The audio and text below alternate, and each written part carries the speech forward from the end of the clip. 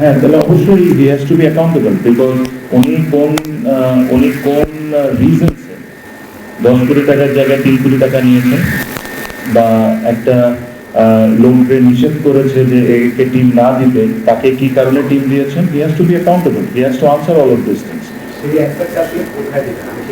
হ্যাঁ, যদি আমি আপনাকে বললাম দিস ইজ টু আর্লি, আমি জাস্ট মেকিং অ্যানাউন্সমেন্ট। আমরা যখন এটা ইন্টারভিউ নিয়েছি, আমরা প্রথমে এটা এগ্রি করেছি যে তাদেরকে প্রশ্নবিদ্ধ করতে হবে। ওটা আমরা বোর্ডে হইলেও প্রশ্নবিদ্ধ করতে পারি, আইনগতভাবে এটা this is something that we need to discuss and go forward. হঠাৎ করে আমি যদি বলে দিই যে আমরা একটা মানুষকে সু করবো, that will be not right.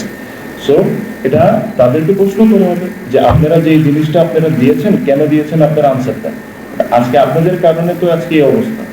আর এই জিনিসগুলো আমি আবারও বললাম, এই জিনিসটা কেউ যদি চ্যালেঞ্জ করতে চান যে আজকে আমরা যে জিনিসগুলো বলেছি, প্লিজ ওয়েলকাম।